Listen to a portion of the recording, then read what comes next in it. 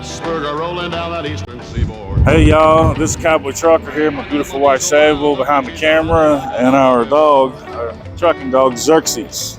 He's out here hanging out with us today too. Yeah, you might be wondering about this big old wrench we got here.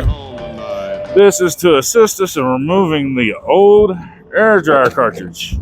Okay, that ain't going nowhere. You gotta have something big get on this bad boy in order to get it off, because we tried a bunch of different other tools and we couldn't get it off. We tried a regular filter wrench, we tried the compression filter wrench, even a chain filter wrench. We even tried wrapping a ratchet strap around and hooking it to the frame and ratcheting it, and that was good for 550 pounds. Cannot break that loose, but today we're going to attempt to break it loose today. Now, our air dryer is located beneath our headache rack on the frame rail on the back side of our tanks. So I'm going to have to crawl underneath this to get her done. Now my wife is going to have to come stand where I'm at and lean back in here to film me after I get underneath the truck. So let's talk about tips and safety first. So there's no instructions that comes with these, and usually you want to put some style lubricant on your rubber seals and stuff, but I've never used any lubricant or any on these air dryer filters. I just pull off the O-ring after you get it off, clean it all up, and then spin on the new cartridge. And we'll talk about doing that later after we get this old one off. But the first step is go over on your driver's side where your tanks are located. You want to remove all the air from the system. If you don't remove all the air from your air system, when you do crack it loose, it's going to have a big rush of air, and as you unscrew it, it can actually shoot your cartridge up. It's highly dangerous. And follow your manufacturer recommendation on how to drain your air tanks. On my air tanks, I got these two pull cords. The top one is my primary air tank, and the bottom one's my secondary. So I'm going to drain the primary first.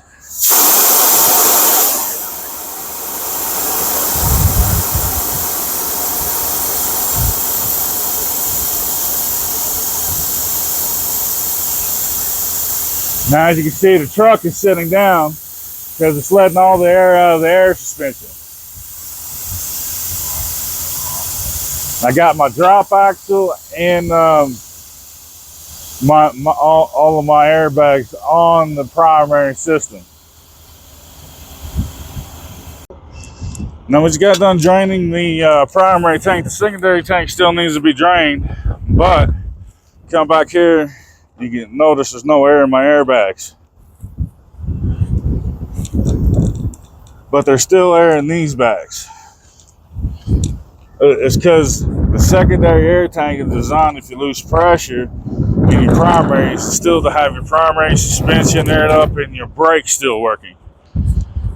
So the primary was to make sure that no air is in our drop axle first, because if you take all the weight and put it on your drop axle, you could damage your drop axle. So let's get the secondary air tank drained now.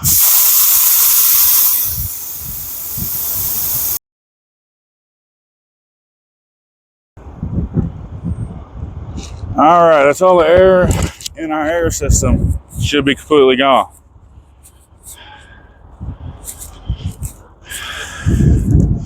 Then we come back here to our bags. Now you can see they're completely deflated. The whole truck is sitting down.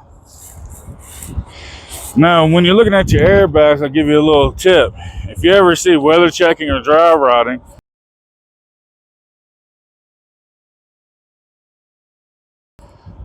replace them immediately. You don't want to wait till they blow.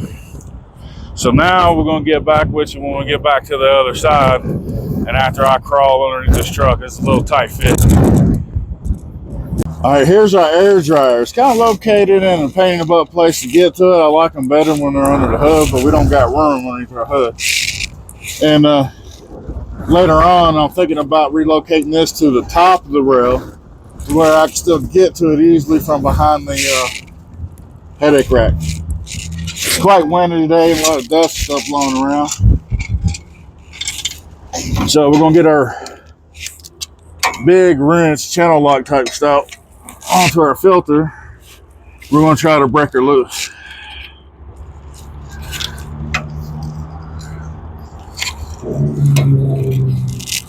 You want to get it down around the base to where it has all the reinforcement. You don't want to prematurely break anything, especially your air dryer itself. Try to get a good grip and just twist her until she starts breaking free. So it's now actually getting some movement on her.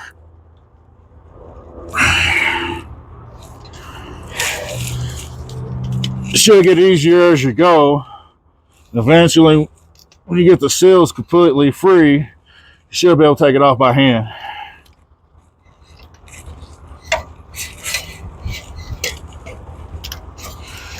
Now the threads are oriented as if you're taking it off looking down at it.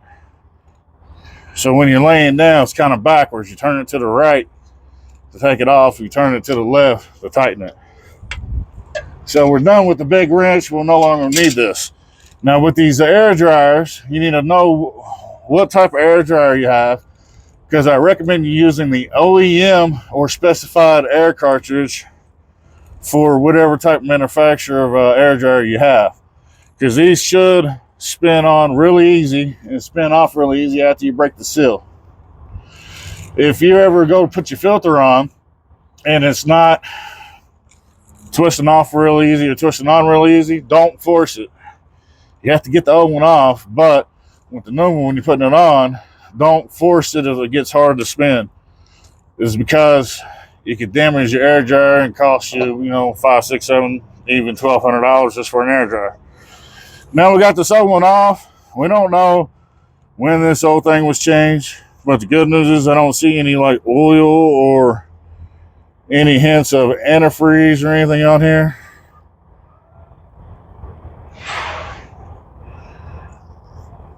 All right, nice and dirty and cruddy. Got a little bit of rust. This is the old filter. We out with that. It's almost winter time and we started blowing a lot of moisture. Some moisture is common on the bottom of this thing coming out, but you don't want a whole lot. Now I'm going to double check the threads right here. You notice this doesn't have a rubber seal, and then we got some gunk up around here on this base. So we're going to get some rags of brake cleaner and clean all this up. And the threads on this look pretty good. And it looked like they used some type of sealant on the threads. You shouldn't need that with all the seals you got. And what's worrisome to me is this does not have the O-ring seal right here. So let's get out and compare the new filter with the old filter. Now, I ordered this filter because I've never changed it before since buying this truck. And we had this truck for 2 years. Supposed to ideally change these every year, but I kind of neglected that. We really shouldn't do that because you can damage other components if moisture gets through your system. So here's the old filter.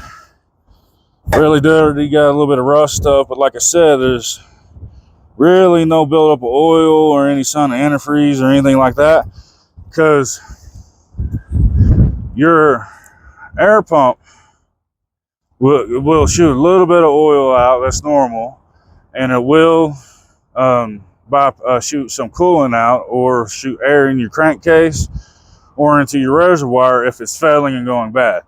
So keeping an eye on this and making sure it didn't get to your filter is a good idea, because if you do, you need to change your air pump immediately and change your air dryer, not just the cartridge.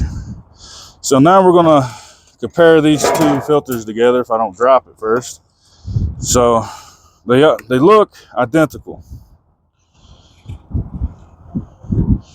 So the seals are in the same place, got the same lip, it has the same little cartridge right here, except this is like a little U shape. And the threads are the same as well. So this one here should work. So whoever put this one on last time did not install the O-ring for some reason. So we're going to find out, because we're going to install the O-ring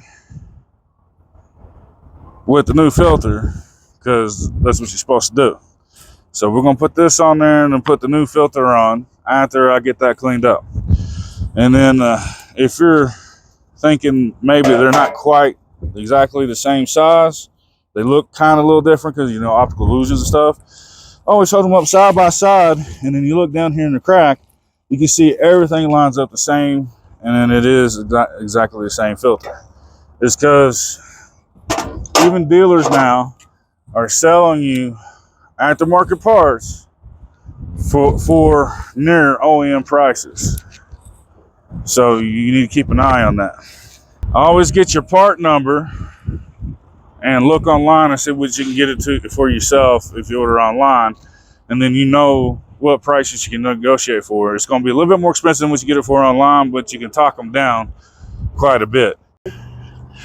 All right, so we got our wire brush in case this doesn't clean up like it's supposed to. We got our parts cleaner, and we got a linen rag. So, pro tip, this stuff gets expensive and it evaporates off of metal really quickly, especially in high wind. So, you want to cover the nozzle with your rag, look away, and spray your rag.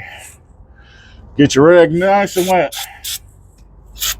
Look away, because it could get blown back in your face. You don't want it to get blown in your eyes. That's an expensive ER visit after you flush your eyes for about 30 minutes. But you take your brake cleaner, start with the highest top of the spindle here, work your way around, get everything nice and shiny and clean. You just want to get all the old crud off of here. You don't want none of this getting into your air system when you put the new filter on, and it'll reduce the life of your filter. So we're scrubbing and scrubbing until it gets nice and shiny.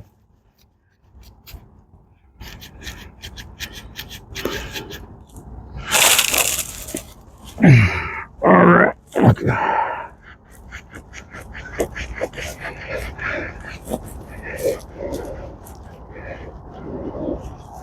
See what it looks like. Oh, it's starting to look almost done already. I haven't scrubbed on it much. I don't see no rust or buildup or grease or anything coming through the air system. Because the air line is supposed to come directly off your pump straight back to here, then out of your air dryer back to your tanks and to everywhere else it's hooked up to. Each air dryer hooks up differently. That's why it's a better idea to have this closer to the engine as possible and not all the way back here. But we can rectify a lot of manufacturer mistakes and stuff and aftermarket mistakes later on as we can afford to.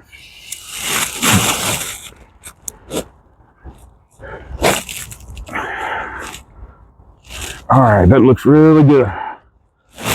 So we didn't have to use the brush. We didn't have a whole lot of crud or anything on there. So let me dig in my pocket, get to that little O-ring. So you take your little O-ring and you slide it on.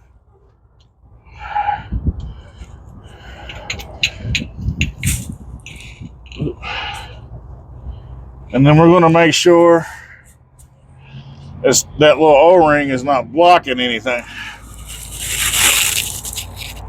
Well, see, on our style, if we put the O-ring on, this is probably why I didn't have the O-ring. It blocks the air holes on the side of the spindle. So we're going to take it back off, or we're not going to use it because we know the truck worked just fine without it. There's another type that don't have the air holes on the side. So we take our protector off. Let me get up here. Unline this flat. Now when you're down on the bottom like this, you turn it left to tighten it on. Get this really even as much as possible. You don't want to cross thread your threads. Like I said, if it starts getting tight, stop. And it should just turn on really easy, just like this. So we didn't have no problems.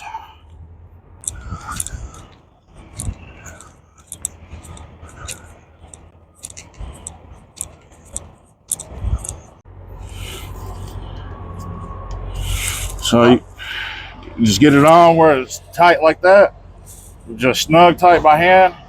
And then just grab it and turn it hard as you can. Until you can't turn it no more.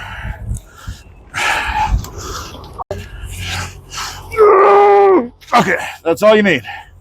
Get as tight as you can with your hand.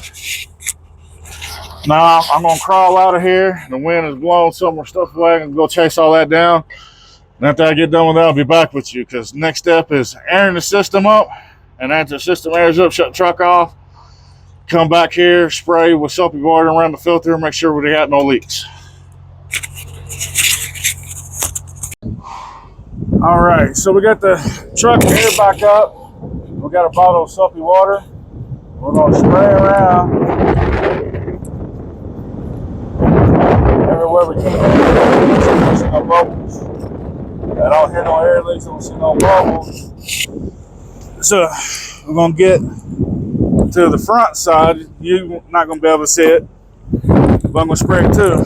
So now I get to the front side of the air dryer, which is I gotta crawl underneath my headache rack and get up to the front and over. Then we're gonna spray back here all the way around with soapy water.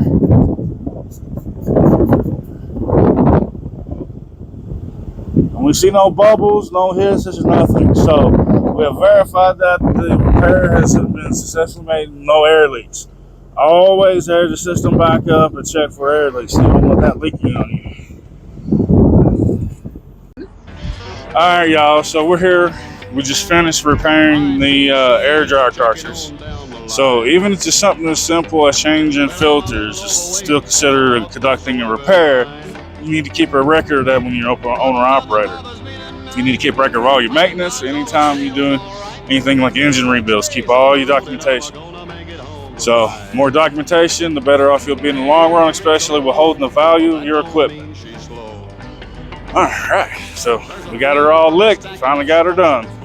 And this is the Cowboy Trucker, and we'll see y'all later. Thanks for tuning in, and God bless. 6 days on the road and I'm gonna make it home tonight. 6 days on the road and I'm gonna make it home tonight.